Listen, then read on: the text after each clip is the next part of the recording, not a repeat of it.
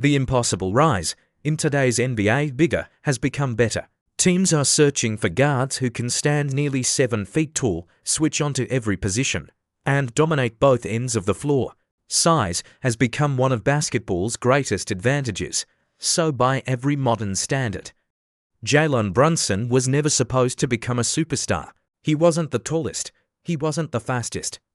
He wasn't the most explosive athlete. For years, those weaknesses defined how people saw him. Scouts questioned whether he could survive in today's NBA. Analysts argued that a team built around a smaller guard could never seriously compete for a championship. Even after years of winning, many still believed his ceiling had already been reached. But while everyone else focused on what Brunson lacked, they completely overlooked everything he had.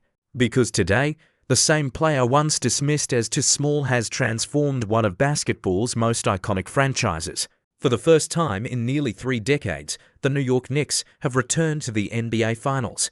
And at the center of it all stands the player almost nobody believed in. Ironically, this story began long before Jalen Brunson ever wore a Knicks jersey. To understand how he became the face of New York basketball, we have to go back to another Knicks team, one that captured the city's heart 27 years earlier. Growing up under doubt, on June 11, 1999, the New York Knicks made history. As the 8th seed, they fought their way to the NBA Finals, something no team had ever done before. It was a run built on resilience. Their superstar, Patrick Ewing, was injured. Every round, they were counted out, yet somehow, they kept proving everyone wrong. Among the players on that roster was Rick Brunson. He wasn't a star. He played only limited minutes during that playoff run, but years later, his greatest contribution to the Knicks wouldn't come on the court, it would be his son.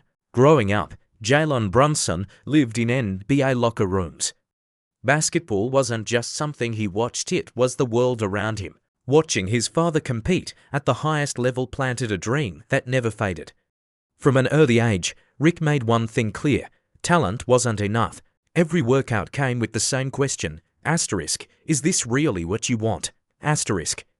And every time, Jalen gave the same answer, asterisk, yes. Asterisk, Rick never lowered the standard. The workouts were demanding, the expectations were high. But Jalen never complained. He wanted to earn everything. That discipline followed him to Villanova. Over 3 seasons, Brunson developed into one of the most accomplished players in college basketball. He helped lead the Wildcats to 2 NCAA championships and, in 2018, swept nearly every major National Player of the Year award. He wasn't just putting up numbers, he made everyone around him better. Without realizing it, he was also building relationships that would eventually shape the future of the New York Knicks. With nothing left to prove at the college level, Brunson entered the 2018 NBA draft. His resume suggested he should be a first-round pick. The league had other ideas.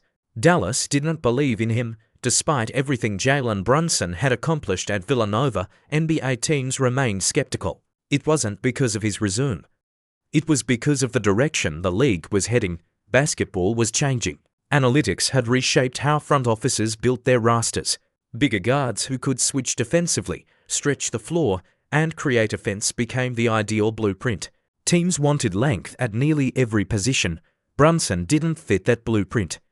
Standing just over 6 feet tall, he was labeled too small. Scouts questioned his athleticism, his speed, and whether opposing teams would target him on defense. Those concerns overshadowed everything he had already proven. As a result, Brunson slipped into the 2nd round of the 2018 NBA draft, where the Dallas Mavericks selected him with the 33rd overall pick. Even Dallas wasn't fully convinced. Years later, Mark Cuban revealed that Mavericks scouts described Brunson as slightly out of shape, not particularly fast, and lacking elite athleticism. The expectations were modest. Brunson began his NBA career as Luka Doncic's backup. For 3 seasons, he accepted his role without complaint. He averaged fewer than 10 points per game and started only when Doncic was unavailable. He wasn't demanding more minutes. He wasn't asking for a larger role, he simply kept improving. Then came the moment that changed everything. Before the 2021-22 season, Brunson's representatives approached Dallas with a team-friendly offer of 4-year, $55 million contract extension. The Mavericks declined. They believed he might be more valuable as a future trade asset than as a long-term cornerstone. Brunson's camp tried again. Dallas said no again. For many players, to rejections could have become a distraction. For Brunson, they became motivation. He stayed focused on basketball. New head coach Jason Kidd had a specific vision. Brunson would lead the second unit while Luka controlled the offense with the starters. It seemed like his role had already been decided. Then, everything changed. In December 2021, Luka Doncic suffered an ankle injury that forced him out of the lineup. Jason Kidd had no choice. Brunson became the starting point guard, and he immediately proved he belonged. During Luka's absence, Brunson averaged 21 points and 8 assists with remarkable efficiency. He controlled the offense with confidence, created opportunities for everyone around him, and gave Dallas stability when they needed it most. When Doncic returned, one thing had become impossible to ignore. Brunson had outgrown the role everyone expected him to play. The Mavericks inserted him into the starting lineup alongside Luka, creating one of the league's most effective backcourts. Dallas finished the regular season with 52 wins. But Brunson's biggest opportunity was still waiting, the playoffs. New York's biggest gamble, the 2022 NBA playoffs, gave Jalen Brunson the opportunity he had been waiting for. Just before the first round, Luka Doncic went down with a calf injury, forcing Dallas to play without its franchise star. Suddenly, the pressure shifted to Brunson. The Utah Jazz knew exactly where to attack. They crowded the paint, took away his favorite spots, and forced him into difficult shots. Dallas dropped Game 1, and many believed Brunson wasn't ready to lead a playoff team. Then came Game 2. Dallas adjusted its strategy, spreading the floor and pulling Rudy Gobert away from the basket. The result was spectacular. Brunson exploded for 41 points, adding 8 rebounds and 5 assists without committing a single turnover. He followed it with another 31-point performance in Utah, helping the Mavericks seize control of the series until Doncic returned. When Luka came back, Brunson didn't complain about giving up the spotlight. He simply returned to doing whatever the team needed. Dallas advanced all the way to the Western Conference Finals before falling to the Golden State Warriors. Although their season ended there, Brunson had already changed the way the league viewed him. The quiet backup had become one of the most valuable free agents on the market. Ironically, Dallas had seen this coming. They had desperate chances to lock him into a team-friendly extension. They passed both times. Now, keeping him would cost far more than they had ever expected. While Dallas struggled with its decision, another organization had been preparing for this moment, the New York Knicks. Team president Leon Rose had known the Brunson family for decades. His relationship with Rick Brunson stretched back to the beginning of his own career as an NBA agent. Over the years, that friendship grew into something much deeper. The connections didn't stop there. Rick Brunson had previously worked with Knicks head coach Tom Thibodeau, and Jalen's agent was Leon Rose's own son, Sam Rose. Everything seemed to be pointing in one direction. First, the Knicks hired Rick Brunson as an assistant coach. Shortly afterward, they cleared nearly $30 million in salary cap space. When free agency officially opened on June 30, 2022, New York wasted no time. Jalen Brunson signed a 4-year, $100 million contract with the Knicks. For Brunson, it wasn't just another contract. It was the chance to play for the team he had dreamed about since childhood. But outside Madison Square Garden, the reaction was brutal. Analysts questioned whether New York had overpaid. Television personalities argued that Brunson wasn't even a top 10 point guard. Others insisted he could never be the best player on a championship contender because he was simply too small. To many people, the Knicks had just made another expensive mistake. Brunson had heard those doubts his entire life. This time, he was about to answer them on the court. From underdog to franchise leader, Jalen Brunson never tried to silence his critics with words. He let his game do it for him. From the moment he arrived in New York, the Knicks looked different. The offense became more organized, the locker room became more confident, and for the first time in years, the franchise had a leader who remained composed no matter the moment. Brunson finished his first season in New York averaging 24 points and 6 assists, career highs across the board. More importantly, the Knicks won 47 games, a 10-win improvement from the previous season. For a franchise that had missed the playoffs in 16 of the previous 21 years, that wasn't just progress, it was hope. The turnaround continued in the postseason. Brunson led New York to its first playoff series victory in a decade. Even after suffering a hand injury, he refused to stop competing, scoring 41 points in an elimination game against the Miami Heat. Although the Knicks fell short, one thing had become clear. New York had finally found its franchise player. The front office wasn't finished building around him. At the trade deadline, Brunson reunited with his Villanova teammate, Josh Hart. The chemistry was immediate. Hart brought relentless energy, hustle, and defense, exactly the identity the Knicks wanted to establish. The following season, another Villanova champion arrived, Dante DiVincenzo. Suddenly, the chemistry that had produced 2 NCAA championships was back together on an NBA floor. The connection was obvious. The ball moved more freely, players trusted one another. Everyone understood their role. Then, in December, New York made another major move, acquiring OG Anunoby from Toronto. Anunoby gave the Knicks the elite perimeter defender they had been missing, allowing Brunson to focus even more on leading the offense. With a stronger roster around him, Brunson reached another level. He averaged nearly 29 points and 7 assists while producing the best season of his career. 9 times he scored at least 40 points. He recorded a 50-point game. Then he exploded for a career-high 61 points.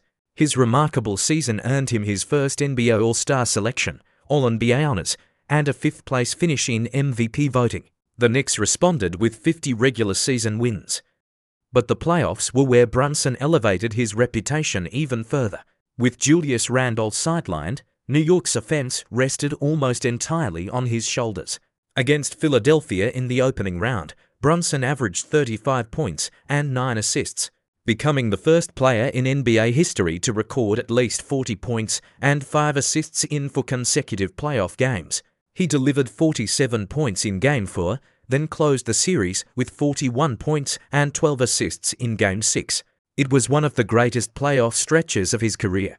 In the second round against Indiana, Brunson continued playing through injury, producing another pair of dominant performances before a fractured hand forced him out of the decisive Game 7. The Knicks' season ended. But Brunson's reputation had completely changed just 2 years earlier. He had been labelled too small, too slow, too limited. Now, he had become one of the NBA's elite guards. And perhaps the most important player New York had seen in an entire generation.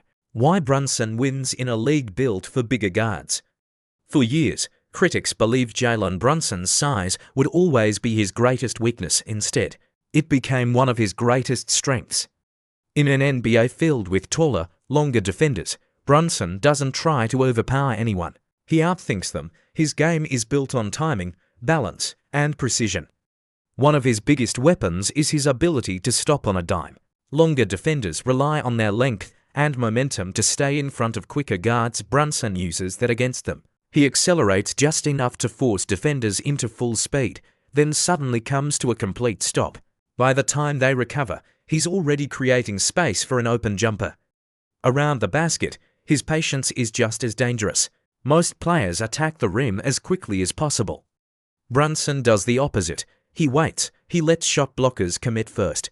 The instant they leave the floor, he slips underneath them with footwork that has become one of the most polished in the league. Then there's his frame. At just over 6 feet tall, Brunson plays with a lower center of gravity than most defenders guarding him. Instead of avoiding contact, he embraces it. He uses his strength to create separation, absorbs the bump, and finish before defenders can recover. It's a style that doesn't always make the highlight reels, but it wins possessions, and over the course of a season, those possessions become victories. By the summer of 2024, Brunson had earned the right to sign one of the richest contracts in NBA history. Almost every superstar would have taken the maximum deal without hesitation. Brunson made a different decision. He agreed to a 4-year extension worth $156 million, leaving approximately $113 million in potential earnings on the table. It was one of the biggest financial sacrifices made by a superstar in recent NBA history. His reason was simple. He wanted the Knicks to have the flexibility to keep building a championship-caliber roster. The front office immediately went to work. New York completed a blockbuster trade for Mikal Bridges, reuniting another member of Villanova's championship teams with Brunson, Josh Hart, and Dante DiVincenzo. For the first time in decades, the Knicks looked like legitimate title contenders. Later, after Isaiah Hartenstein departed in free agency, New York addressed another major need by acquiring Karl-Anthony Towns, reshaping the roster once again for a deeper postseason run. Every move pointed toward one goal, winning a championship, and much of it became possible because their franchise player had chosen something few stars ever do. He chose the team over the biggest paycheck. That decision sent a message throughout the organization. Everyone was now chasing the same goal: bring a championship back to New York. The captain New York had been waiting for. When Jalen Brunson arrived in New York, few believed he could change the direction of one of the NBA's most demanding franchises. The expectations were modest. The criticism was loud.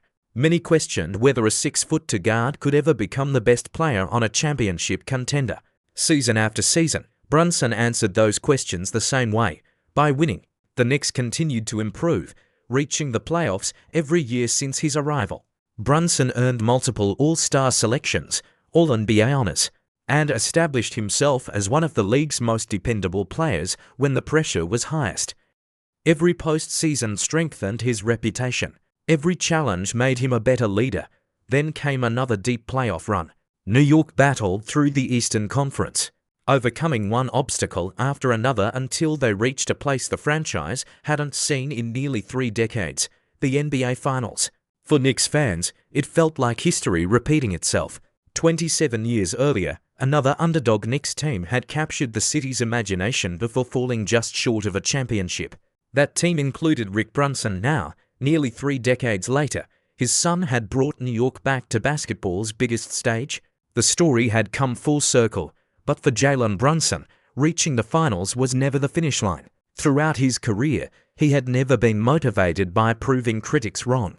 As he has often explained, his greatest motivation has always been proving himself right, that he belonged, that he had earned every opportunity, and that he could help lead a team at the highest level. That mindset is what separates him. He was overlooked in the draft. He was underestimated because of his size. He was passed over for a contract extension. He was criticized when he signed with New York. And yet, every obstacle became another chapter in his rise. Brunson's story isn't about having the perfect physical tools. It's about discipline, preparation, leadership, and the belief that consistency can overcome limitations. In an era obsessed with size and athleticism, Jalen Brunson built his legacy on skill, toughness, and relentless work. Whether or not this Knicks team ultimately captures a championship, one thing has already become undeniable. The gamble that so many people questioned in the summer of 2020 became the move that transformed an entire franchise. For years, New York searched for a leader capable of restoring hope inside Madison Square Garden. They didn't find him through a blockbuster trade. They didn't find him with the first overall pick. They found him in a second-round draft selection that another franchise failed to fully appreciate. Sometimes, greatness doesn't arrive looking like the next superstar. Sometimes, it quietly earns that title, and for the New York Knicks, Jalen Brunson has done exactly that.